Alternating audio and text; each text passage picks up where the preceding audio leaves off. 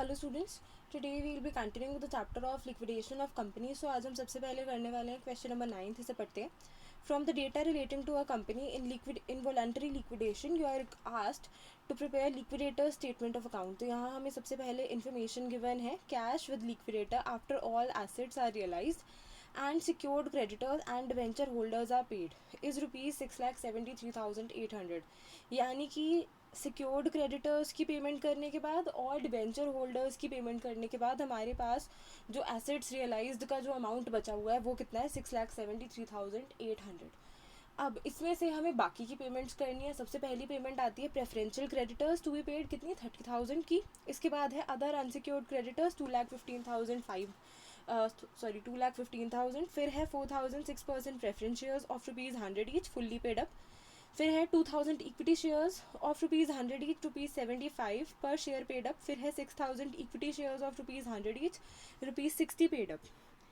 फिर है liquidators remuneration 2% on preferential and other unsecured creditors. फिर है preference dividends were in arrears for 2 years। अब यहाँ पे हमने प्रेफरेंस डिविडेंड भी पे करना है 2 साल का, अगर पैसे हमारे पास होंगे सफिशेंट तो। ठीक है, अगली चीज़ ये आती है कि हमारे पास हमें दिया गया है कि ये जो कंपनी है ये वॉलंटरीली लिक्विडेट हो रही है। ठीक है, तो यहाँ पर चाहे किसी भी मोड में लिक्विडेशन हो रही हो, उसका जो अकाउंटिंग प्रोसीजर है वो डिफरेंट नहीं होगा, सबका अकाउंटिंग प्रोसीजर सेम है, इसमें कंफ्यूज नहीं होना। इसके अलावा इम्पॉर्टेंट बात ये है कि ये जो क्वेश्चन है ये एक बार एग्जाम में आ चुका है, फाइनल एग्जाम में यूनिवर्सिटी के, तो इसको थोड़ा ध्यान से सुनना है। ठीक है, तो हम क्वेश्चन के साथ स्टार्ट होते हैं।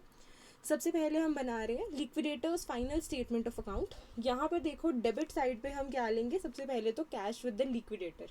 कितना कैश बचा है 2 पेमेंट्स करने के बाद। ठीक है, हमें उन दोनों पेमेंट्स का कोई ब्रेकअप नहीं बताया, ना ही हमें टोटल कैश रियलाइज्ड बताया। तो हम इसको यहीं से ही स्टार्ट करें जहाँ से हमने बाकी की बची हुई पेमेंट्स करनी है और हमारे पास ये अमाउंट बचा है। तो कैश विद द लिक्विडेटर हम लेफ्ट हैंड साइड पे लिखेंगे एसेट्स रियलाइज में कितना 6,73,800। इसके बाद आगे है लिक्विडेटर की रेम्यूनरेशन। अब हम यहाँ क्या है, हम लोग यहाँ पे ना अपने राइट हैंड साइड पे ऑर्डर ऑफ पेमेंट जो हमारे पास होता है हम वो फॉलो करते हैं। तो यहाँ इसमें सबसे पहले हम लोग लिक्विडेटर की रेम्यूनरेशन पे करेंगे। लिक्विडेटर की जो रेम्यूनरेशन है वो कितनी पे होनी है, वो प्रेफरेंशियल क्रेडिटर्स और अनसिक्योर्ड क्रेडिटर्स का की जो पेमेंट है उसकी एक स्पेसिफिक परसेंटेज यानी कि 2% पे हो रही है। तो उसके लिए हमें सबसे पहले तो लिक्विडेटर की जो रेम्यूनरेशन है उसके लिए हमें प्रेफरेंशियल क्रेडिटर्स और अनसिक्योर्ड क्रेडिटर्स की एंट्री पास करनी पड़ेगी। प्रेफरेंशियल क्रेडिटर्स को हम लोग कितना पे कर रहे हैं 30,000 पे कर रहे हैं। तो देखो कैश विद द लिक्विडेटर जो है उसमें से 30,000 निकल जाए तो हमारे पास हम लोग इतनी 30,000 की सबसे पहले तो पेमेंट कर सकते हैं। तो प्रेफरेंशियल क्रेडिटर्स की एंट्री पास कर दो 30,000 के साथ। इसके बाद देखो अनसिक्योर्ड क्रेडिटर्स का जो ड्यू अमाउंट है वो है 2,15,000।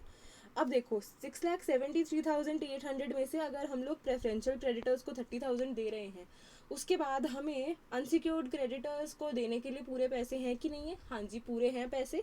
तो हम लोग यहाँ पे पूरे के पूरे 2,15,000 इनको पे कर देते हैं, इसकी एंट्री हो गई। अब जाके हम लोग यहाँ पे लिक्विडेटर की रेम्यूनरेशन की एंट्री पास करेंगे। वो एंट्री देखो कैसे आएगी। सबसे पहले तो प्रेफरेंशियल क्रेडिटर्स हैं हमारे पास 30,000 प्लस अनसिक्योर्ड क्रेडिटर्स हैं 2,15,000। टोटल कितना हो गया 2,45,000। इसका 2% पे करनी है हमने रेम्यूनरेशन, तो कितनी हो गई 4,900 हो गई। इसके अलावा दूसरा मेथड ये है कि 30,000 का अलग से 2% करो और 2,15,000 का अलग से 2% करो और हमारे पास टोटल मिला के फिर भी कितनी आएगी रेम्यूनरेशन 4,900 आएगी। तो एक ही चीज़ है। तो दिस मर्जी मेथड को आप फॉलो करना चाहो, चाहे वर्किंग नोट बना लो चाहे ना बनाओ, ठीक है यहाँ पर। इसके बाद आगे देखो, आगे हमारे पास और पेमेंट एक कौन सी बची है, प्रेफरेंस शेयर होल्डर्स की बची है। अब देखो प्रेफरेंस शेयर होल्डर्स को हम आमतौर पे तो क्या देते हैं, उनकी जो कैपिटल अमाउंट है वो रीपे कर देते हैं, पर हमें कहा गया है कि इनका जो डिविडेंड है वो 2 years से एरियर में था। ठीक है, तो यहाँ पर ये जो डिविडेंड है हम इसको भी तो सबसे पहले पे करें, तो कैपिटल बाद में रीपे करेंगे, उससे पहले डिविडेंड पे करते हैं। तो यहाँ देखो डिविडेंड कितना बनता है, उसके लिए हमें जाना होगा हमारे क्वेश्चन पे। यहाँ देखो हमारे पास प्रेफरेंस शेयर होल्डर्स के जो अमाउंट प्रेफरेंस शेयर्स हैं उनका अमाउंट कितना है 4,000 × 100 रुपीज़, कितना 4 लाख रुपीज़। ठीक है, इसके ऊपर कितना डिविडेंड पे हो रहा है, 6%, यानी कि एक साल का 24,000 का डिविडेंड है। पर ये जो डिविडेंड ड्यू है ये तो 2 ईयर्स से ड्यू है, तो यानी कि ये कितना आ गया, 48,000 आ गया। ठीक है, तो 48,000 का जो डिविडेंड है, देखो कि हम क्या वो डिविडेंड पे कर रहे हैं, कर पाएंगे पूरा कि नहीं। 6,73,800 में से लिक्विडेटर की रेम्यूनरेशन, प्रेफरेंशियल क्रेडिटर्स और अनसिक्योर्ड क्रेडिटर्स को जो पे किया हुआ अमाउंट है वो माइनस करके देखो, फिर देखो क्या 48,000 हम इसमें से पे कर सकते हैं कि नहीं कर सकते। कर सकते हैं तो इसकी एंट्री पास कर दो, फुल अमाउंट। इसके बाद नेक्स्ट देखो कि हम उनको प्रेफरेंस कैपिटल रीपे कर सकते हैं पूरी तरह से कि नहीं कर सकते। देखो, हाँ जी, तो अब देखो यहाँ पर हम लोग पूरी की पूरी प्रेफरेंस कैपिटल को पेमेंट नहीं कर पाएंगे, क्योंकि हमारे पास समथिंग 3,75,000 जो है, कुछ उतना का अमाउंट बचा है, अप्रॉक्सीमेटली 3,75,000 है, पर इससे थोड़ा सा ज़्यादा अमाउंट है। ठीक है, तो यहाँ पर देखो हमें टोटल पेमेंट कितने की करनी है प्रेफरेंस कैपिटल को, 4,000 इंटू 100, यानी कि 4 लाख रुपीज़ की करनी है। तो अब पेमेंट इनको तो करनी है, इसके अलावा हमने इक्विटी शेयर होल्डर्स को भी तो अमाउंट देना है। तो अब हम करेंगे क्या, अब देखो हम बनाएंगे वर्किंग नोट। वर्किंग नोट के लिए देखो सबसे पहले तो हम ये देखते हैं कि हमारे पास ना, देखो हमारे पास जो इक्विटी शेयर्स हैं उनकी क्या है, दो अलग अलग कैटेगरीज हैं। ठीक है, 2,000 वाली और 6,000 वाली। 2,000 वाली और 6,000 वाले का जो अमाउंट है वो 100 रुपीज़ ही है, पर 2,000 वाली पे 75 रुपीज़ पेड अप है, और 6,000 वाली पे हमारे पास 60 रुपीज़ पेड अप है। तो यहाँ पे क्या हो रहा है, यहाँ पर तो अनइक्वल सी चीज़ हो गई।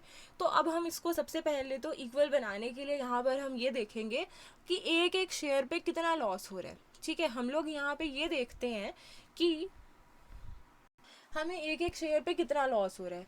अब हम लोग जब लॉस देख लेंगे तो उसके बेस पे ना हम लोग ये भी देखते हैं कि जो अनइक्वल अमाउंट है इसको अगर हम इक्वल बनाएं, ठीक है, जो हमारा एक शेयर पे 75 रुपीज़ पेड अप है, एक पे तो 60 रुपीज़ पेड अप है, तो अगर हम इसको इक्वल बना दें तो दोनों को तो हम इक्वल सा ही लॉस दे देंगे। ठीक है, तो वो क्या है, वो हम यहाँ पर कोशिश करेंगे। तो उससे ये भी हो सकता है कि हम यहाँ पर अपने जो प्रेफरेंस शेयर कैपिटल है उसको भी पे ऑफ कर सके, क्योंकि जो हम लोग मान लो कि यहाँ पर हमें लॉस को इक्वल बनाना है, तो लॉस को इक्वल बनाने के लिए हमें क्या करना होगा, ये जो 6,000 वाले शेयर्स हैं इनसे हमें पैसे मंगवाने पड़ेंगे।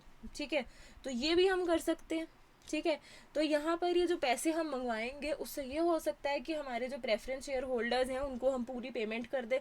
तो उसके लिए हम इस वर्किंग नोट को बनाते हैं। सबसे पहले तो कैलकुलेशन ऑफ लॉस पर शेयर, सबसे पहले हमारे पास पेड अप कैपिटल कौन सी, सिर्फ इक्विटी शेयर कैपिटल कितनी पेड अप है वो देखते हैं।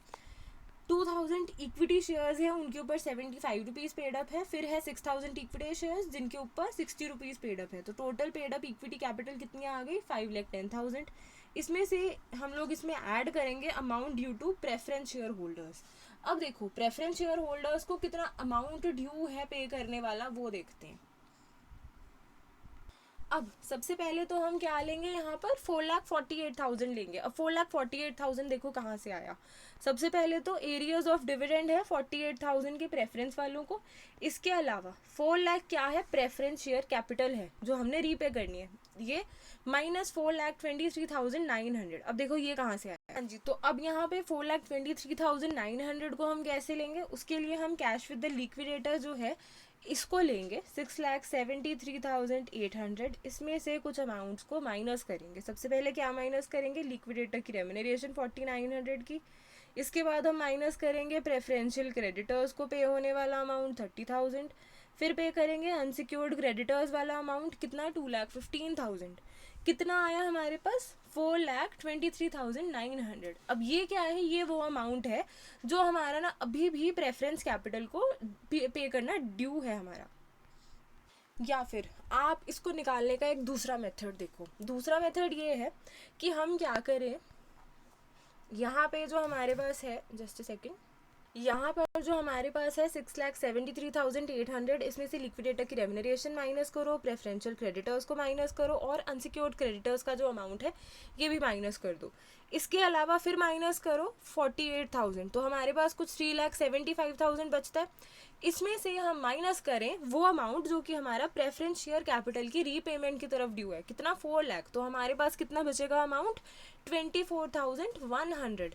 ठीक है, ये क्या है, ये वो वाला अमाउंट है जो कि हमने प्रेफरेंस शेयर होल्डर्स को पे तो करना है पर इसको हम पे कर नहीं पा रहे हैं। ठीक है, तो ये हम इसमें ऐड करेंगे 24,100, तो हमारे पास कितना आ जाएगा 5,34,100। तो ये क्या है, हमारा कैपिटल लॉस्ट है, यानी कि वो वाली कैपिटल जिसको हम रीपे नहीं कर पा रहे। अब कौन सी कैपिटल है, इक्विटी वाली पूरी की पूरी है और प्रेफरेंस वाली का सिर्फ इतना पोर्शन है। ठीक है, अब देखो,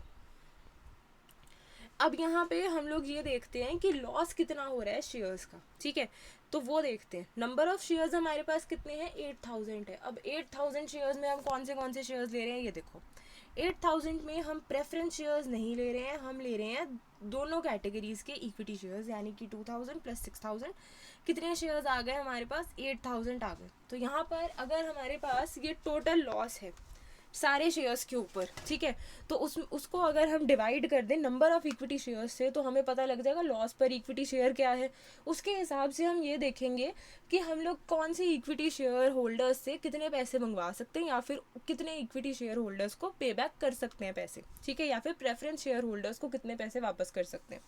ठीक है, अदरवाइज हमें क्या करनी होगी, प्रेफरेंस वालों को पार्शियल पेमेंट करनी होगी। ठीक है, तो यहाँ पर हम लोग क्या करेंगे, 5,34,100 को 8,000 से डिवाइड करेंगे। हमारे पास कितना आ गया यहाँ पर, 66 रुपीज़ 76 पैसे। ठीक है, तो यहाँ पर ये क्या आ गया, लॉस पर शेयर आ गया।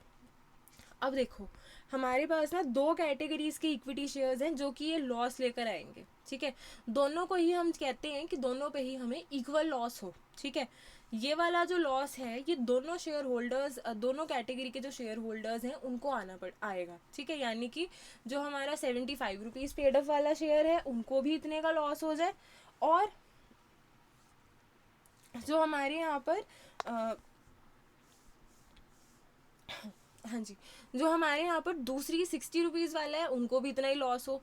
तो अब हम क्या करेंगे, यहाँ पर 75 और 60 नोट करेंगे। इसमें से जो हमारे पास ये लॉस है ये माइनस करेंगे, तो हमारे पास कितना आया, 75 में से अगर हमने ये अमाउंट माइनस किया तो हमारे पास आएगा 8 रुपीज़ 23 पैसे। और अगर हमने 60 में से ये माइनस किया तो हमारे पास क्या आ गया, नेगेटिव में बैलेंस आ गया 6.76 पैसे। तो इसका मतलब क्या है कि यहाँ पर हमें इनसे 60 रुपीज़ वालों से 6.76 जो अमाउंट है इनसे हमें कॉल करना है। ठीक है, इनका जो लॉस है वो इक्वल बनाने के लिए इनसे सबसे पहले तो इतना अमाउंट इनसे कॉल करना है, और ये जो हमारे यहाँ पर 2,000 के इक्विटी शेयर वाले हैं 75 रुपीज़ वाले, इनको हमने 8 रुपीज़ 23 पैसे पे करने हैं। ठीक है, तो अगर हम यहाँ पर ये काम करने में सक्सेसफुल हो जाते हैं तो हम अपने प्रेफरेंस शेयर होल्डर्स को जितना अमाउंट ड्यू है इंक्लूडिंग दिस 24,100 ये हम पे कर सकते हैं, और इक्विटी शेयर होल्डर्स जो 2,000 शेयर्स वाले हैं उनको हम ये अमाउंट भी पे कर सकते हैं, और ये वाले जो शेयर होल्डर्स हैं 60 रुपीज़ वाले इनका हम क्या कर देंगे, लॉस बराबर करने के लिए इनसे हम लोग कॉल्स जो हैं वो दोबारा से इनवाइट करेंगे। ठीक है, तो यहाँ देखो, यहाँ हम एंट्री पास करेंगे। सबसे पहले तो प्रेफरेंस कैपिटल इनको पे करेंगे, कितनी 4 लाख की, नहीं इससे पहले देखो हम लोग क्या करेंगे, इससे पहले हम लोग यहाँ पर सबसे पहले तो 6,000 की इक्विटी शेयर होल्डर्स जो हैं उनसे कॉल्स मंगवाएंगे। ठीक है, कॉल्स कितनी, 6,000 शेयर्स के ऊपर 6.7625 रुपीज़ की कॉल करेंगे, तो हमारे पास कितना आ गया, 40,575। ठीक है, अब हमें कितना इनसे मिलेगा, 40,000 तो मिल ही जाएगा। अब देखो क्या 40,000 जो है उसमें से हम ये 24,100 पे कर सकते हैं कि नहीं कर सकते हैं, तो सबसे पहले तो इसे पे करेंगे, यानी कि हमारे जो प्रेफरेंस कैपिटल है वो 4 लाख की पूरी रीपे हो गई। ठीक है, तो प्रेफरेंस शेयर होल्डर्स को कितना पैसा जाएगा, 4,48,000। अब देखो, अब हम करेंगे अपनी लेफ्ट हैंड साइड का टोटल।